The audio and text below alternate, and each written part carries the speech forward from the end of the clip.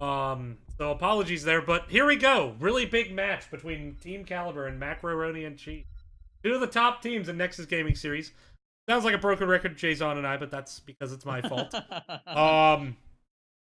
Macroroni currently 2 points up in the standings. So if they can draw here or win, they'll maintain first place. Team Caliber needs a win to claim first place. Looking at the draft, we have the standard Shimada Brothers band, but we are going to see new Tyrael.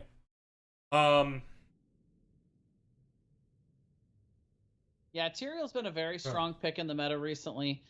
Two very strong ultimates that each have different styles, so not revealing a whole lot yet for Team Caliber, whether they're going more dive style or more just stationary team fighting kind of style. But right now, the Garrosh from Macroroni and Cheese telling us right away they're looking for picks. They're looking to isolate heroes with that Garrosh, and they're looking to bring the fight into them. Yeah, it's a very aggressive start, but you already have such good DPS picked up on the side of Macroroni that they could be happy with just those 2 DPS. Pair that with a tank and support. Now, it is going to be the Tyrael ban, not too much of a surprise there. ETC ban. ETC can be a bee in the bonnet of Garrosh, although it can be hard to engage on ETC into a Lucio. We'll have to see what Team Caliber wants to ban out from Macro. Yeah, and I think one of the best things about Tyrael right now is that he's very versatile.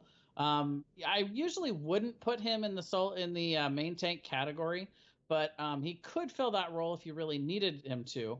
But the ETC would pair very well with him, so that ban out is pretty good here. And the Kerrigan hover coming out here from Caliber, so not wanting to see good follow-up to that isolative Garrosh play. And I think that that's a pretty good ban. Also, she pairs pretty well with the sound barrier and the speed to be able to engage on the squishy backliners that Caliber has right now. So they're just going to take that off the table. One less thing to have to deal with in this draft. And there was NA's contribution to the meta at BlizzCon, excuse me. Oh my god! Hang on. Just make the face you're thinking at the camera. Ready? 3, 2, 1. Oh man, the Cho'Gall. The Monka S's are real, Smiley. They're real. Oh my goodness. They will be real here when the delay catches up, because my goodness, we have a Cho'Gall. So looking at the Cho'Gall, actually trying to get down to what's actually going on here. Greymane already on the other side. So you've got that Cursed Bullet to be able to start to counter him. Malthael still available. They could go into the Anubarak if they want to make Tyrael the main solo laner instead and just have the Anubarak for the web wrap. I don't know. The Lucio can pair with it, but very interesting. I didn't see it coming. I definitely didn't see it coming. Yeah. Okay. So Rhaegar is an interesting pickup here. He does have a percentage base damage on that wolf bite at 16, but not a whole lot of percentage damage other than that cursed bullet over on the side of Team Caliber here for the Cho'Gall. I'm still just trying to wrap my head around this. Like, yeah, we have a Cho'Gall Lucio Garrosh. And it's so the Rhaegar, I actually do like that pick. Although, early game he'll struggle to keep up with the healing. I think the Ancestral and the auto attack damage, because he does have percent at 16, 5%. Yeah. I think that could be good. I think Varian Juggernaut could actually be pretty good. That makes sense. I think it's 16.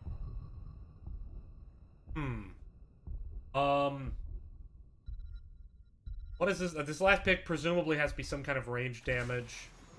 Well, or not.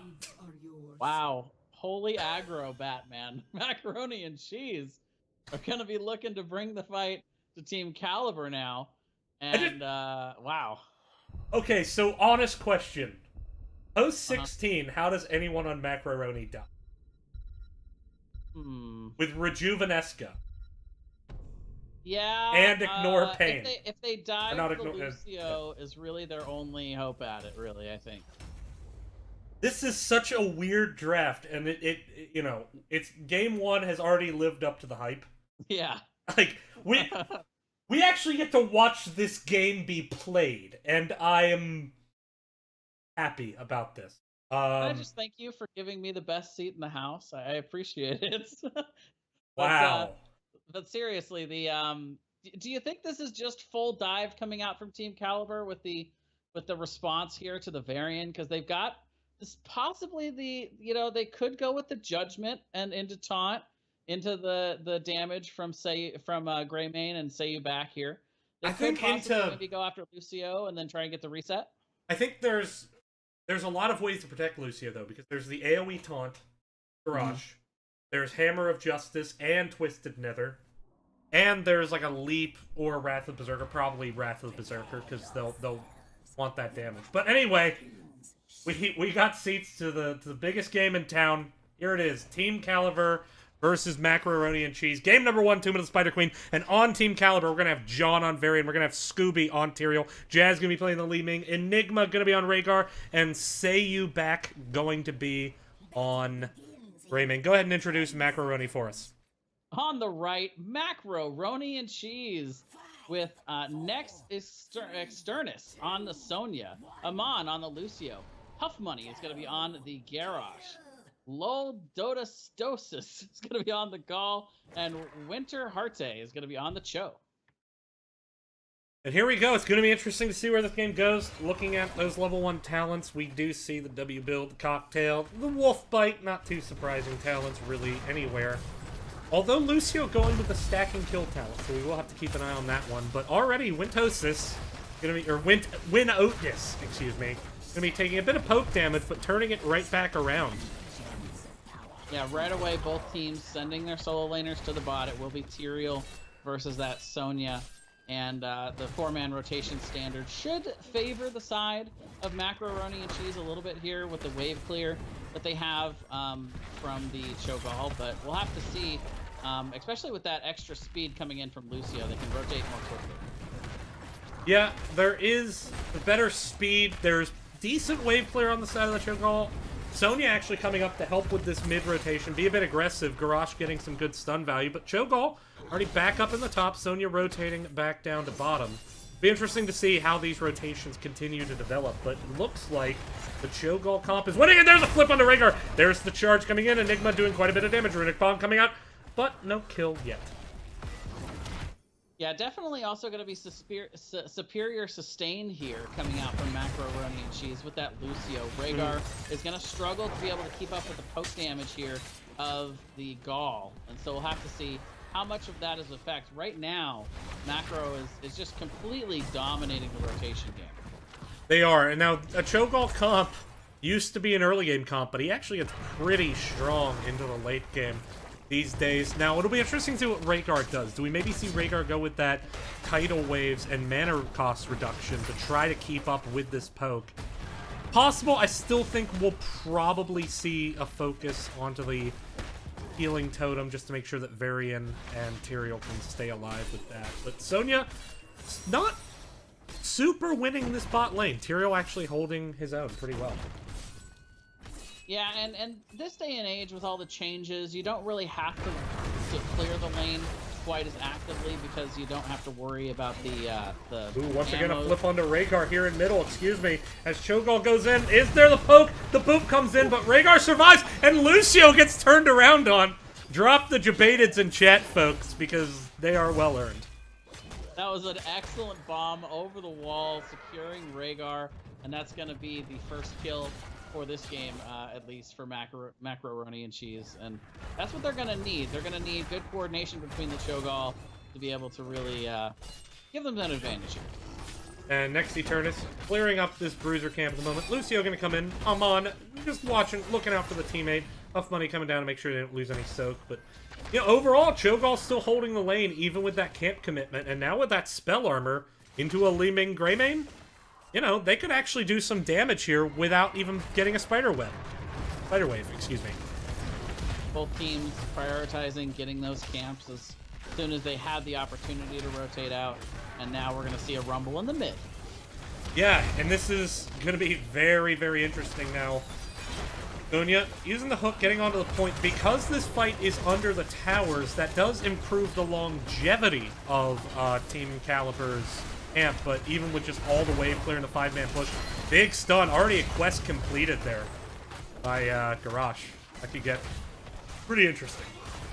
Yeah, and pretty decent siege potential coming out with that Cho'Gall. They have a lot of sustained damage. They have a lot of sustained healing. So they've got a good comp to being able to push and pressure here on this map. Yeah, and we are seeing Cho'Gall start to try to turn those 42 gems that they are carrying. Some zoning here, and actually Cho'Gall got him in. That is a huge victory into the Li Ming and the Greymane. I'm surprised, but they managed to get 42 gems in for basically nothing. Yeah, you don't want to give those free casts over, and right now they are definitely controlling the turn-in points. Very nice zoning coming out here from Macroroni and Cheese. And actually, Scooby caught a little bit out of position, but a mom just barely missing the boop. Gonna get Scooby scooting on out of there. But there's the turn-in by next Saturnus, and already that's gonna be a full turn-in, and Cho'Gall wants to fight here in the mid where there is no wall. Yeah, this is going to be a good opportunity for Macro to be able to get in here and start to snowball this their way, especially if they can get some decent fort damage here in this first Webweaver wave. And after pushing up mid, I like this choice. They pushed up mid to make sure the Webweaver spawns forward so it can still get value, but they're going to focus on this boss lane up in the top. And this point in the game, I mean, this is pretty advantageous for Macroroni, because when you look at, you know, the gem counts, I mean, if they can get enough gems off this with Sonya in the bot lane with mid, and they can stall out, they could get a double turn-in. It would be a big task, but still going to be able to push up into this top fort, and they probably will get it here. Yeah, it's a very nice prioritization from Macroroni and Cheese being able to come up here and get this top fort. It's the lane that you want to prioritize with the boss pushing in it. And right now, they're just doing a great job of zoning for the Webweaver, keeping it healthy. And they're going to get some value in both, and really all three of these lanes, yeah. Primarily the top two. Well, next Saturnus has pushed up under the wall, and Scooby just has to back up. So that's 3 forts off the starting Webweaver, and a 2-level advantage just like that. Bang, bang, bang. All 3 forts go down. Macroroni showing up. Hey, it's the veterans, baby. It's the NGS veterans. Yeah, it's a very good start for them, but this is not over yet, folks. This is very typical style for Team Caliber. They're a team that's incredibly patient. They wait for their opportunities, and then they're very good at turning and punishing mistakes. So we'll have to see whether or not Macroroni and Cheese gives them that opportunity here, especially as they get closer to getting these level 10s and maybe being able to force an even team fight. And we do have the Twilight Dream. We do have the Twisted Nether. Of course, we have Sound Barrier, because if we saw Reverse Amp, I probably would have just ult F4'd myself. And then we do see Sonya, of course, going with the Wrath of Berserker, and that boss just drops. My goodness. Melting here. Wow. And, kind of like the sleight of hand here from Huff Money. He is down here, he's zoning, keeping them busy, but the Webweaver still get turned in here, and now Team Caliber will have the opportunity to push these lanes out a little bit, try to get some help dealing with the boss and getting the tank. And Cho'Gall looking for that engage, but not overcommitting to it, not blowing any ultimates on it. Now Garrosh has not picked a heroic yet. And I'm trying to think, like, what is the decimate play? I twist. Yeah. What? Just that little bit like, of extra damage after the protection comes down from John on the variant. I don't know. Still no level 10s though, and so these Webweavers basically, I mean, mid's already cleared.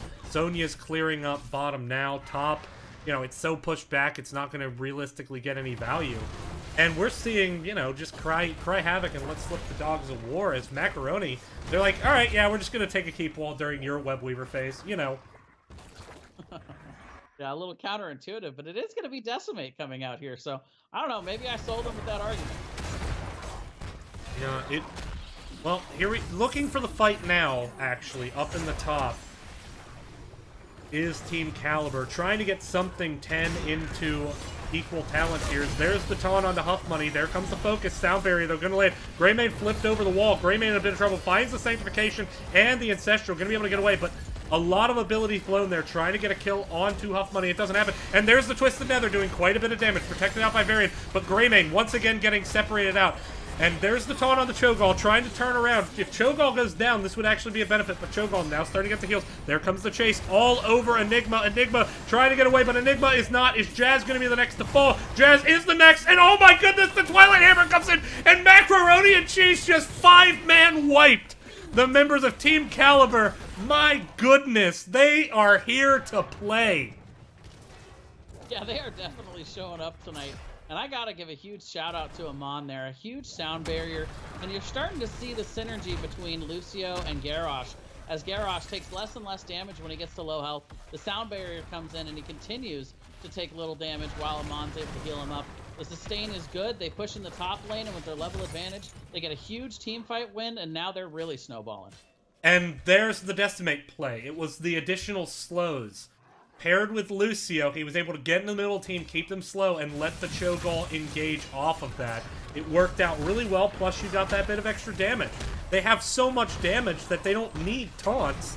They just need slows, and they will blow you up. My goodness. A nice invasion here without the level 13. Macroroni and Cheese know that Team Caliber doesn't really have anything for them right now, so they're going to rotate around, get what advantages they can, and possibly even look to a turn in here. But right now, they're just getting the camps. They're rotating and trying to pick up what gems they can. And I don't know, Team Caliber's on the back foot here. There's not much they can do. Yeah, it's going to be hard. Now, the next fight window is going to be a level away for Team Caliber, where their 13's equal talent tier. But it's going to be a very short window, and these web weavers just made it shorter because 16 won't be too far away. And after 16, you have to deal with Rejuvenesca. You have to deal with Sonya's shield. You have to deal with so many new variables at 16 that is just, it's going to be very difficult. And Scooby going to get caught out. There's the Decimate, once again getting the slow. And what a perfect Twilight Hammer. Sanctification having to be blown, and Ancestral just to keep Scooby alive. That's two very big defensive ultimates blown just to save someone before the web weavers even arrive at the keeps. Yeah, that might have even been better if they had just let Tyrael die there, because that's two really huge tools for defense, and now they don't have them if they go after these keeps. Yeah, and Team Caliber in a bad spot. Backs are to the wall. They have web weavers bot. They have web weaver mid. Mid keep definitely falling. And then don't forget that web weaver up top. The one lone positive cocktail quest just completed. Heyo.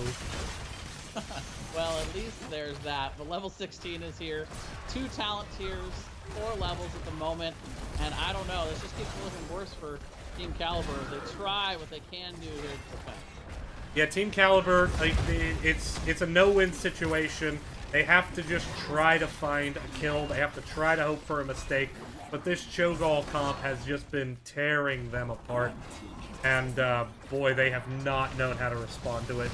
And time's running out. Level 13 finally picked up, but there's just so much kill pressure and so much self-sustain on the side of Macro. Although next to turn is a little bit out of position. Taunt comes down. Ooh, and there's the sound barrier and turnaround. Do we have a Jebaited? Sayuback gonna go down. Tyrael gonna go down. John getting the slow with the Twisted Nether. That's gonna be Varian going down, and they turn their... Well, no, Varian protecting out for now. There's a flip, but Cho'Gall is on the core. Li Ming actually goes down to all of the damage coming out of Gall there. But this is gonna be the core going down. Macroroni taking game number 1 and making it look easy. Macroroni and Cheese coming out tonight and making a statement here on their map of choice on Tomb of the Spider Queen here in game 1.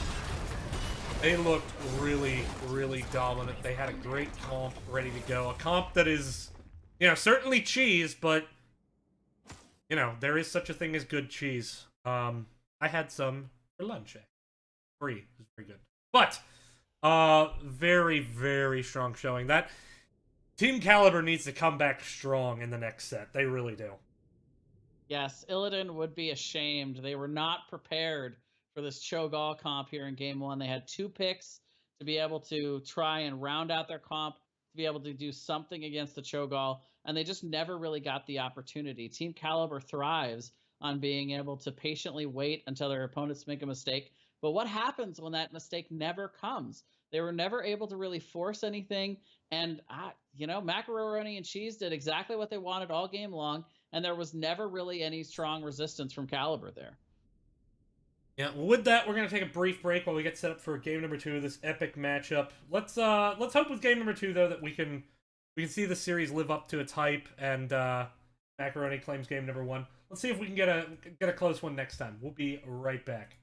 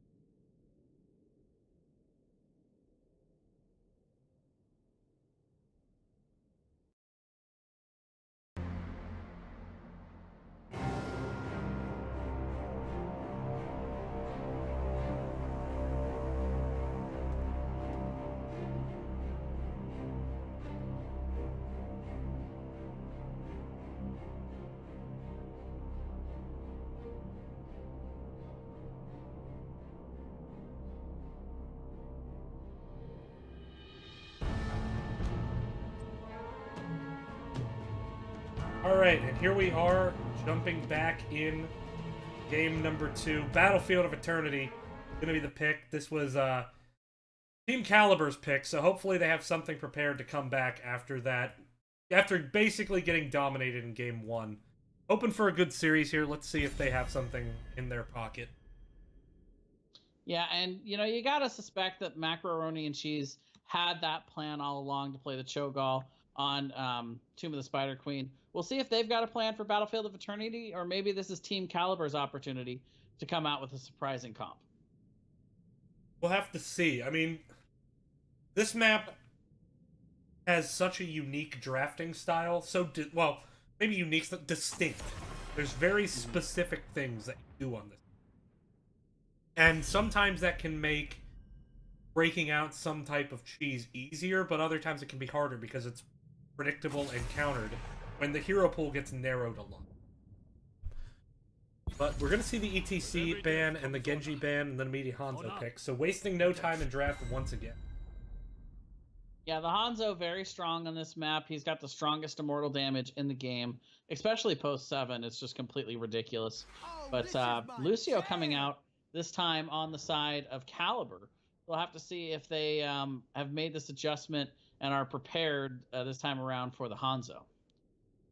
And I think that's a good pick. I mean, keep in mind that there was a point, equal talent tiers, that Garrosh was basically dead to rights, and the sound barrier saved him. And that turned into that fight that transpired after turned into a 5-man wipe. And that was when the game basically, like, yes, there was an advantage to Macro, but that's where the game ended. Pretty much. Everything after that was just letting the process unfold. So trying to deny that semi-broken ult, or at least claim it for yourself, I think is a good choice by Team Caliber. And then, of course, Greymane, Resident Sleeper, but also Greymane on BOE, Resident Sleeper. Yeah, he's a very common pick for sure. And you mentioned the semi broken. It is kind of broken in the fact that Lucio is one of the only healers in the game right now that you have to really play around or Mm. play specific avoids playing specific things into. But Tyrael coming out, and right now this is just kind of looking like we're flip flopping a lot of these picks this time around. Yeah, there's the Tyrael. Now, Holy Ground, great on this map. And there's Alex Strasza. I like that pick. I think Cleansing Flame is incredibly powerful right now. I think it can pair well with Tyrael, especially with that Holy Ground. It forces people to get stacked up. There's a lot of choke points for the slows on the fire to set up. And ultimately, if they do dive Hanzo, they get a successful dive, that Cleansing Flame can save him and turn the fight around. It's a very strong ultimate. Yeah, and as more and more people really master out, yeah, Yeah, not having any of that. I actually okay. Yeah, I mean, it could have been Shogal, I guess, to finish out the draft. But as more people It would have learn been light about on Alex CC, Straza, but yeah. yeah. Well, I don't know. Some of those hammers, man, those were a little bit silly. Yeah. But more people learning the Alex Straza, getting better numbers with her. She's getting a better performance overall, and I just think she's a very strong force in the meta right now. Pretty much on any map in any situation with that Dragon Queen for the first 10 levels. It's like you have an ultimate when you're not really supposed to. And yeah, no, it's strong. You have the pseudo gust, the mini gust, which is pretty good actually on this map for pushing people into stuns. Yeah. Even easier than Mighty Gust because it's the perfect range to push someone into a stun, and then you can just blow them up. Ban coming out, Arthas.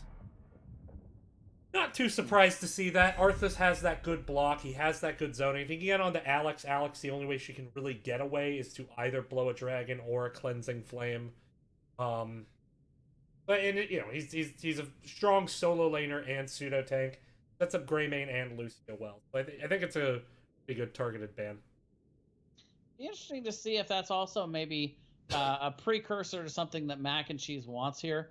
Possibly something like a Li Ming where they don't want all of the Arthas' minions getting in the way, or if they want to maybe go with a more auto attack centric build and they don't want to see the slows coming out from Arthas on the front line. So we'll have to see how that plays out at the end of the draft here. We will see. 2 picks coming in though for Team Caliber. Gonna be interesting to see where they go. They still need a tank. A Li Ming is available, though could be a bit risky into the Tyrael. Sonya, Diablo. Okay, so a lot of hard engage again. This time though on the other team. Diablo strong on this map. Sonya very strong solo laner, and then has pretty good immortal burn. So the immortal burn looking strong. I still think I maybe would have liked to have seen something like a Li Ming there, but these teams are way better than me, so who am I to say? Yeah, I really like the strong front line with the Lucio. I feel like the Lucio speed is able to help you engage quite a lot. The sound barrier can make it very strong to be able to go in and get that extra sustain right up front in a team fight. And so they're going to be looking to aggress here, but they also have Greymane on the backside who likes to be able to dive in with that Dark Flight and possibly even a go for the throat here to maybe try and get Alex Straza or Hanzo out of the game real quick. And then they've still got that one pick for whatever they want to really be able to burn the Immortal and possibly be that extra backline damage. Be interesting to see which warrior they go for. Let's look. It's going to be Muradin and Mathael, which I think is the first time I've ever said that correctly. I like that pick though. I think it's strong into the Diablo Sonya, just for the self healing type thing. But there is the sound barrier that can deal with the souls. That's where Muradin has to come in and really land a good Storm Bolt, specifically onto that Lucio, and then maybe you can get Tyrael. I mean, you could Judgment onto the Tyrael.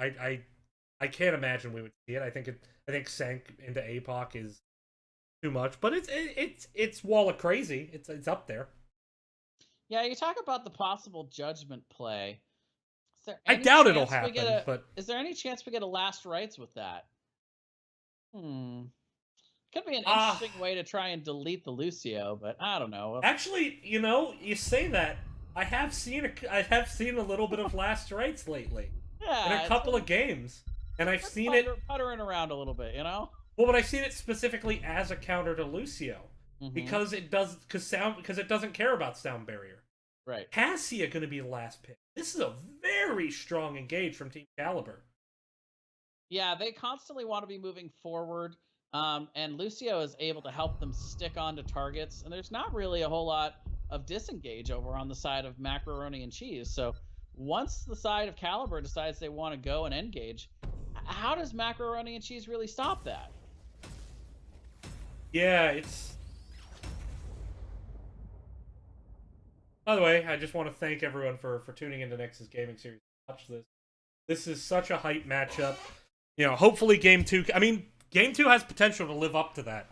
I think the support ultimates are going to be pretty critical in deciding some of those, like, level 10 mid-game-esque team fights. I mean, I look at both teams, and I know how they want to fight. And at the same time, there's still potential variables on the side of Macroroni and Cheese in terms of their ultimates. We'll have to see. Once again, we jump into the game. Gonna jump in. Game number 2, Macroroni up 1. Looking to even up the series, get the draw is Team Caliber. John gonna be on Sonya. We're gonna see Seiyu back on Greymane. Jazz gonna be playing Cassia. Scooby on Diablo. And Enigma gonna be playing that Lucio. Starting from the bottom, go ahead and introduce Macro. On the right, Macroroni and Cheese with Amon playing the Alex Straza. Next, Eternus. Next Eternus, we got it. On the Tyrael, Huff Money is going to be on the Muradin. Winter Harte is going to be on the Hanzo. And Lodotsastosis is going to be on the Malphite. Yeah, Lol Dota Sodas. Lol Dota Sodas. Yeah, it's just appending a bunch of MOBAs together. Anyway, with that... got it. Yeah. With that, though, already, Hanzo doing a little poke damage. Let's take a look at those talents. No level 1 yet. Are we going to see the block? Are we going to see the War Paint? There's a flip onto Huff Money, trying to look for the engage. Alex Strasza laying down that AoE heal, getting that percent healing onto Huff Money. But there's just so much poke from that Greymane and that Cassia. Huff Money did not take third win, so Huff Money not going to be able to eat as much free poke. Trying to go with that Stormbolt talent. So that could be looking for that hard engage. Alex Strasza, meanwhile, going with the Live and Let Live talent at 1, so trying to stay above 75% health. It's going to be important for Cassia and Greymane to try to get poked onto Alex Strasza. Yeah, and that should be something that they're able to pretty easily achieve. But up here in the solo lane, John getting bodied right now by the percentage-based damage here from LOL. And he just, I don't know, it's just a very good matchup for him. But again, you know, with this new format, they don't really have to win the lane very much. You just have to be able to not lose it too ridiculously hard. Yeah, but John, looks like there was already a tap, so John losing that lane pretty hard. Lol Dota Sodas is an incredibly strong solo laner, and I love this choice. John's so low that even Muradin can beat Sonya in lane now, and that's going to give a free Siege Giant camp. And it's going to be turned around on bottom, Greymane trying to go for a Siege Giant of their own, but we'll have to see where it goes. Hanzo going to be able to get some free poke here. It's going to be both Sieges picked up at the same time. Yeah, I really like that call from Caliber. They know that answering to this top lane isn't really going to do much. So instead, they decide to start pressuring the bottom lane, where we've seen Macroroni and Cheese really vacate for the most part. Yep. Now Greymane rotating up, going to try to get some additional pressure onto Mathael. Meanwhile, Muradin rotating down, so a 4v3. Both teams very aggressive, looking for these good rotations. Scooby taking quite a bit of damage, needs to get out. Now Jazz getting a little bit left behind. But Huff Money taking so much damage from Cassia. Cassia is actually chunking out quite a bit here. Yeah, Lucio having a hard time dealing with that damage on the bot lane, but LOL dominating the lane up here on top, even with both of them up here. Lol Dota Sodas is basically a god at this point. He's far and away the best solo laner I've seen in NGS. And next Eternus even stepping up and be like, I see you! But he just won a 2v1, and not like a little bit. He won a 2v1 hard. My goodness, Laldo de Sodas allows Macroroni to do so much. He is such a solid solo laner. So we are going to see both teams picking up the camps. And both teams actually going to prioritize rotating out to the burn phases here. That's a definite advantage going over to the side of Caliber. They had a very nice rotation. Yeah, here comes Laldo de Sodas looking for the engage, though. Huff Money has taken so much damage. Greymane out in front. And Laldo de Sodas actually get turned around on. So Team Caliber taking advantage like you talked about. They waited for the misplay and they capitalized. They got it this time. They had to wait a whole game for it, but they finally got it, and they did capitalize. Now, both teams, though, ignoring the bruisers, both pushing onto walls now. So this is very aggressive play by both teams, but right now in favor of Team Caliber. Yeah, we are going to see a decent shielded Immortal going in here into the top lane. And I got to give a huge shout out to Scooby there. A huge deadly charge to be able to set that up for the team. He really was able to capitalize on that. They are going to be pushing in here. As for both solo laners in the bot, but a little bit of an advantage for Sonya there in the bottom lane. But really they're looking for, you know, front wall, maybe maybe a little bit of damage on the fort, but not a whole lot of clear. Malthael gets the percentage-based damage, but it's kind of slow ticking damage here for the side of Mac. Yeah, they do get the shields down, but already the Immortal on the core itself. Here comes the Dragon, trying to zone it off, getting that healing with the AoE attack. Laldo de Sodas having to do a couple nifty plays to get out of trouble there, but chasing now a bit. Huff Money trying to lead the way. Gus just trying to push back, trying to save this fort, and it looks like they've actually managed to do it. The very good defense there by Macroroni. That could have been a fort and could have been about a half-level advantage, but, you know, still only about a quarter-level advantage, and they could make this up here. Yeah, they bring up Winter Harte maybe a little bit late there. He has a massive majority of clear when they're trying to defend against an opposing mortal. But here they come. Yeah, Winterheart was out of position. Great push there by Scooby. The Shadow Charge was so good, and they're not done. Trying to get on the Laldo de Sodas. Laldo de Sodas poking out the damage, but now Huff Money a little bit isolated. Here comes Tyrael trying to help out. Now Tyrael going to take the brunt of this damage. Good fend there by Jazz, but ultimately going to be able to heal up is Macroroni. So 2 kills, though, to Team Caliber. 0 on the side of Macro. And right now, they didn't have anyone in bot getting soaked. They'll let Sonya push this up. Yeah, Hanzo getting punished for kind of loitering around the top lane there. And you can't do that against a Diablo. If you get just a little bit out of position, Diablo is one of those heroes that really excel at punishing bad positions. Yeah, well, we'll have to see if they can improve that. Once again, we see a push up to try to get this fort. They do have the Cosmer camp back. Cassia just clearing up the lane, so I think they will be able to get the fort here, and that's big, because right now they have almost the full level lead. Now they have slightly more than a full level lead, heading towards that critical level 10. Now, I don't think they'll be able to get it right away, but they could get it before the Immortal phase finishes, and that would really put Macro on the back foot. Yeah, so we are going to see the spawns out on the opposite sides, which will allow for an easy burn, but then they should just be swapping positions here, so it's going to be an advantage for the long term over to Team Caliber. But without the level 10, I don't know if they want to force it right away. Maybe you know, they're going to loiter around here a little bit and wait to see if they can find anybody out. Yeah, and actually, looks like Scooby a little bit out of position, almost got stunned, managed to back up. Huff Money now going to be the focus. Huff Money getting the Alexstrasza heal, but just so much poison damage, and Huff Money's going to drop. Huff Money goes down. And now Team Caliber just using their raw team fighting prowess. Dragon comes out just a little bit too late. Jazz barely surviving the Tyrael self-destruction. Now, during that fight, we did see Macro win the Immortal. But now they can't do anything with it, because they're going to be fighting into level 10 with level 9, and they had 2 people who have to make the long, lonely walk back. Next Eternus, are we having some DC issue? No, he's moving. Okay. Wanted to make sure. But, yeah, this Immortal, just no value at all. So, really good fight there by Team Caliber. Yeah, that was a pretty clever shot call from Macroroni and Cheese. They send out the Hanzo to the top lane. He's got the best immortal burn in the game, and he just burns that down like it's tissue paper. And then we do see them clearing this up. They could have played a little bit better micro in the bot, maybe not giving up those 2 kills for it, and stalled out a little bit more carefully. But we will see a nice invasion here, and now Team Caliber is playing their macro game that they want to play. They're forcing these rotations to clear, and really not allowing Macroroni and Cheese any leeway without this 10. Okay, so well, I was about to say it is meta, but there's Haymaker. Suddenly, Haymaker.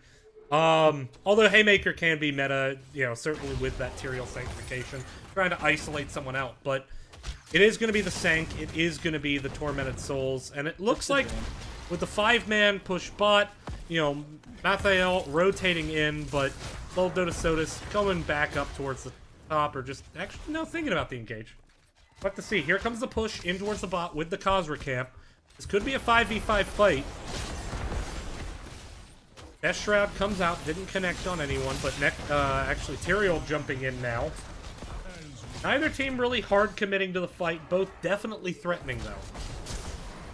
Yeah, they came up to be able to push in, but as soon as Team Caliber saw that there were 5 members there of Macro, they didn't want any part of that. And wanting to fight over the narrow point with that Sanctification, with that Tormented Souls, with the Cleansing Flame. Here comes the engage. Scooby, gonna be the focus of the target, getting a lot of stuns. He's down to half health. Shadow Charge comes in. There's the Sound Barrier. Tormented Souls on the backside. Sanctification gonna ruin that APOC. And now Scooby and Enigma are very low, but so is Huff Money. Here comes the Cleansing Flame, though. Can it save Muradin? Muradin does go down, but so does Greymane. And now Next Eternus getting healed with that Cleansing Flame. Could be going back in as Lil Dotasotis now having to back up. Sonya chasing on to Next Eternus. Next Eternus is gonna go down. Team Caliber winning that fight 2-1. Another great team fight coming out there from Team Caliber. The Sanct was really good, but again, Caliber playing patiently, waiting until they saw some opportunity. And Scooby, no! Feels bad, man. And that was Souls. That was Souls. Yeah, no. Diablo, we're coming back to life sooner is a bad thing. Right. If only it were an option, But it's not.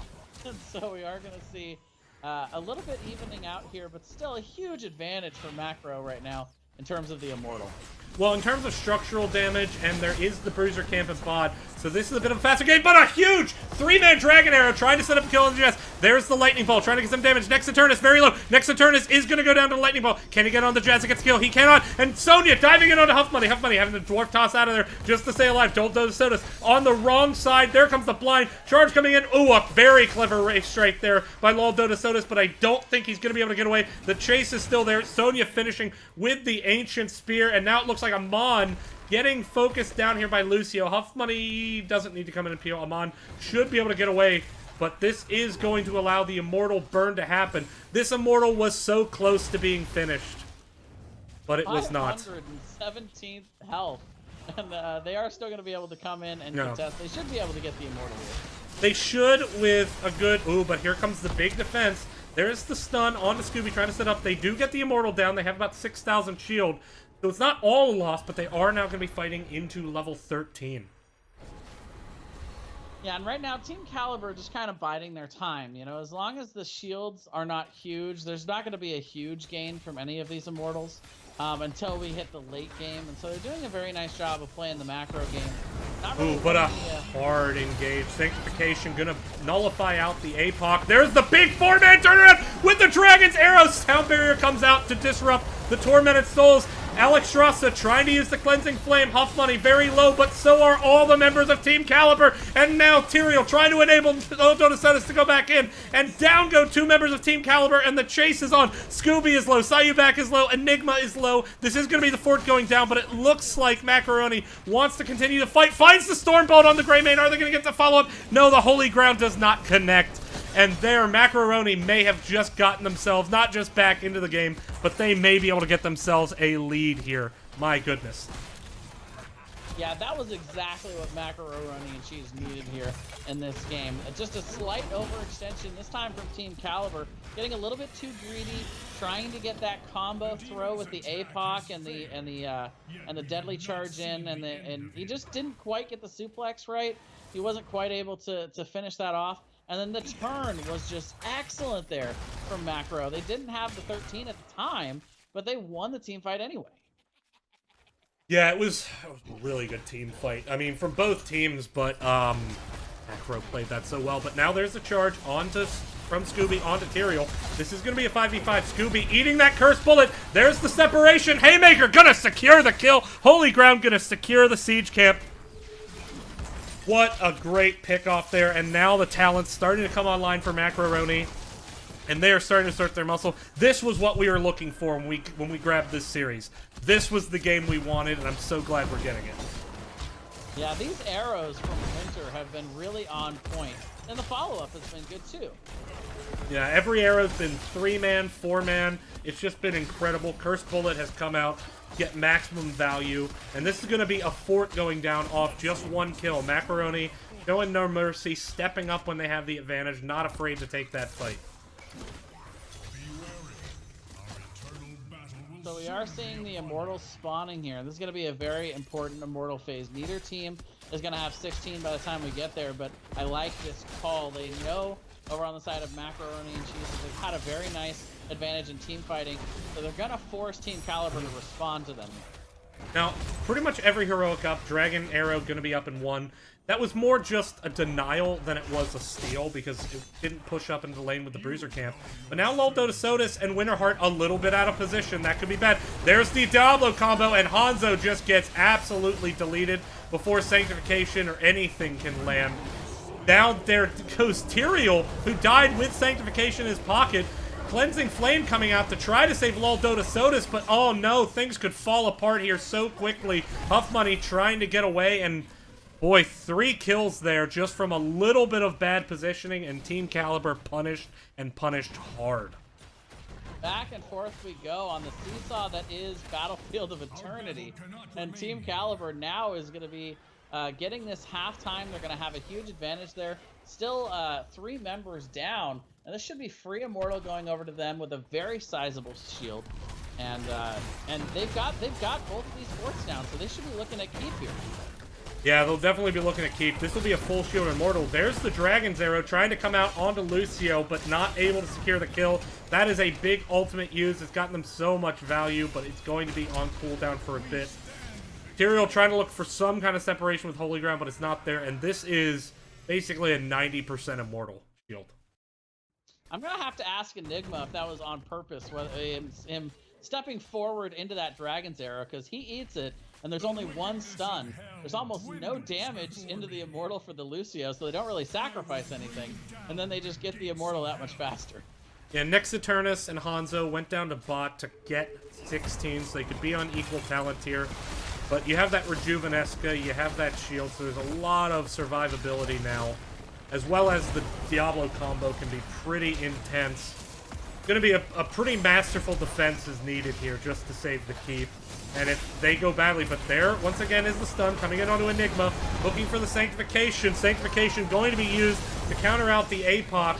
And now the turnaround is there. Alex Strasser, though, going to be the first to die. And even though Loldotosotis is all over Enigma, it's the members of Macroroni and Cheese who are falling. There's a stun on the Greymane. Tyrael going to secure the kill. Loldotosotis did not manage to get Lucio, and despite tons of damage onto John and Scooby, it's not going to be enough. And that is 2 for 3 in favor of, Team Caliber. Had to swallow there, talking too much. But that is keep down. Yeah, that is really the main story there, is they were going for the keep. That could have been an 0 for 5 exchange in favor of Macroroni and Cheese, and Team Caliber wouldn't have cared as long as they got the keep. So now there's constantly going to be catapult pressure in that top lane, which is such a pain to have to deal with here on BOE, especially when you got these long fights in the mid over these Punisher, or over these Immortals. And with the timing of the phase, it's actually going to be really close to level 20 for Team Caliber heading into the next Punisher. So you're going to see, I think, a pretty big emphasis on soaking here.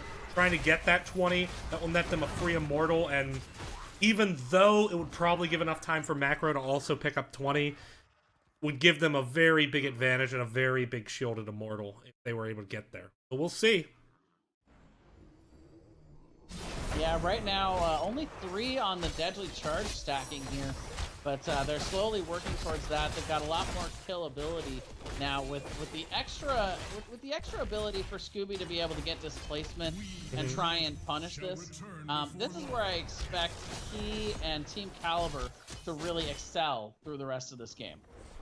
Now, neither team going to have level 20 by the time the next Immortal starts. But what you could see is that split attention, trying to keep Cassia back to kind of poke and ward off a hard engage while they soak 20. No real pick off there. I think maybe there was a bush party to try to catch a bad rotation, but now they got to know the bruiser camp's going to be taken. So they're just going to start and try to get a healthy lead onto this Immortal, and I like this play.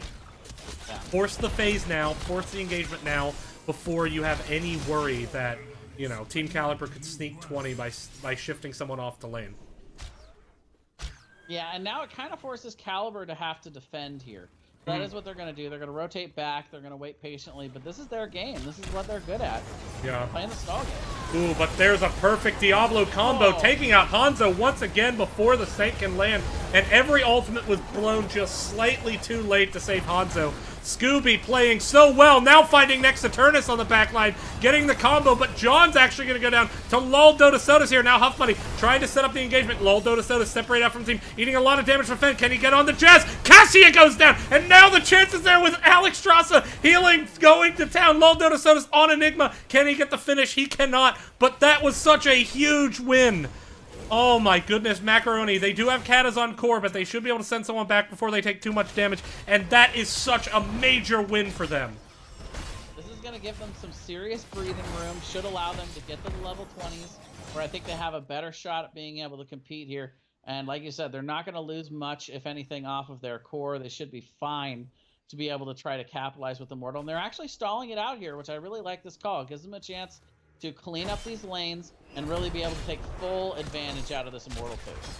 Yeah, very good discipline there. It's nice and low. Tyrael could finish off with just an auto attack or two on top of his Eldruin's Might, and actually gonna finish it off now. Save that shield. Hanzo pushing out the top lane so they can put all their attention, and wow, it does go to top lane because of the damage onto the bot wall, and so that's the best case scenario for Macro. Because now they don't have to worry about Katas. Yeah, and I gotta say right now, for the record, that what godlike play from Amon there and Lol. Just incredible. And Hanzo gets blown up pretty much instantly, but the great sustained healing from Amon and just playmaking ability from Lol Dotasodas right now. Just incredible play coming out from them in response there. And keep in mind, Alex Strasser went to level 20, where if she hits enough people with Cleansing Flame, she gets another dragon. So we could be seeing a lot of dragon. We could have all the dragon. Next Eternus dropping with the Holy Ground, separating out the team, making it a little bit awkward. Good stun there on the Jazz, no separation. Here comes the Immortal. It's still fairly healthy. This will definitely be a keep going down. It's on Team Caliber to not die. A pick off here could definitely result in the game ending. Yeah, they're trying to stall out to get that level 20. The wave pushes in. They get just that little speck of HP. Now they have 20 to defend with you. Yep, and we are seeing Hanzo being very careful in the back. Knows that Diablo has been landing that double APOC, and there it is, but actually that time didn't hit the Hellgate just right. Huge Dragon Arrow onto Enigma, taking out Lucio, taking out Cassia, and oh my goodness, Winterheart just jebaited so hard. Alex Strasser gonna secure the kill. It's a 5-man wipe, and Macroroni gonna take the series 2-0. Dominant game number 1, and they find a way to get to victory in game number 2. What a hype series. Yeah, we got to see in that first game what Macroroni and Cheese can do when the things go exactly their way. They dominate. We also got to see here in game 2 what happens when they face a little bit of adversity. They come back, they find an opportunity to make a win, and they just completely grabbed it at the end there. Team Caliber did not have the tools they needed to really be able to deal with that push at the end, and they weren't able to find that opening. They went for it anyway, but Macroroni and Cheese pushes through the top and gets a big win here, making a huge statement for their claim on the A division. Yeah, they have now.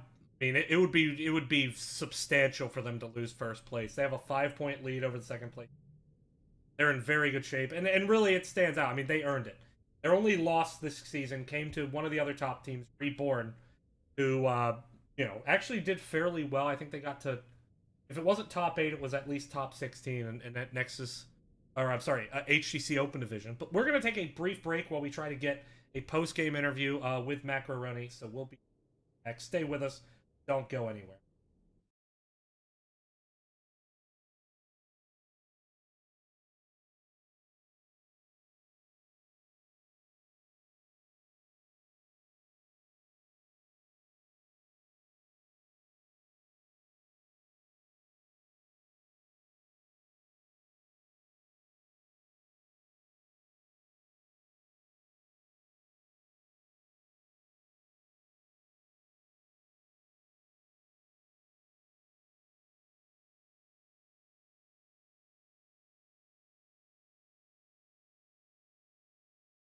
Audio. Gotta remember that this time. We are joined by Lol Dota Sodas and Winterheart. You two specifically put on a show.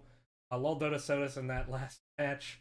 As well as on the goal and Winterheart, you had some great Dragons there. So congratulations on the win. How do you guys feel?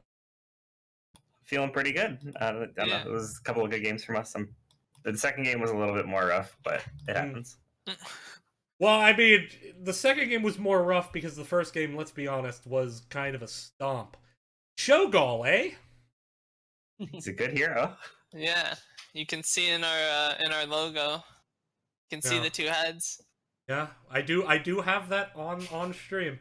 So, interesting. Like I think both Jason and I were like, oh yeah, they have to take a ranged here just to give them some more poke. And it was basically a triple warrior comp where Gull was the hyper carry, and it had some really interesting interactions in terms of, once we saw the decimate come out, we're like, what's going on? And we realized that the slow just allowed Sonya and Cho'Gall to just like constantly stay on top of the enemy team. A really clever comp. I'm kind of glad we got to see it. Yeah, we asked, or Huff was asking our Garrosh player, if Lucio really needed the taunt to peel for him, and he felt like he could play pretty safe. So we just went for the slow and just rolled team fights via being faster than them. Yeah, Amon played some pretty good supports, and I had a clutch sound barrier. I think it was like level 10 to level 12 on the top fort. Team Caliber did manage to catch Garrosh, got him pretty low. Sound barrier came in, and then from there, like, that turned into a Garrosh is getting picked off to, oh yeah, we'll just 5-man wipe Team Caliber. No big deal. Any questions about trouble? Go ahead. Go ahead. Sorry. Oh, I was saying that's just the trouble with Cho'Gall. Like, if you can roll a team fight, it's hard to run away from him, and so he can just chase you down. Jason, any questions about game number 1? Really, a lot of it was around the Cho'Gall, so I think you guys pretty much covered it all. I think Decimate pretty flawless for you guys. Was that the plan from the beginning? If you guys don't want to reveal that, that's okay. But when you guys picked Tomb of the Spider Queen, was it all Cho'Gall or was it response? We were just, it wasn't really. It was a lot of conversation happening, and then I just said, wait, can we just Cho'Gall right now? I think we can. And it looked good for our draft, so we went for it. All right. Well, game number 2, much more back and forth. Battlefield of Eternity. You guys actually fell behind a bit early. Had a couple early pickoffs. You really came online at level 10. Started to turn some fights. And then probably like 3 of the last 4 team fights were very much in your favor. How do you kind of stay calm in that situation and just make sure that you keep, like, is it something you guys feel very comfortable with, or did any one player step up to kind of like, hey guys, we're focused, we come online at this level? Like, what was that?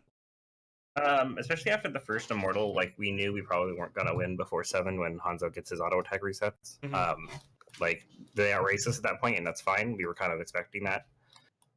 But then later on, like, once I started getting picked off a bunch, we just kind of talked about my positioning and where Tyrael needed to be in relation to me and where I needed to play.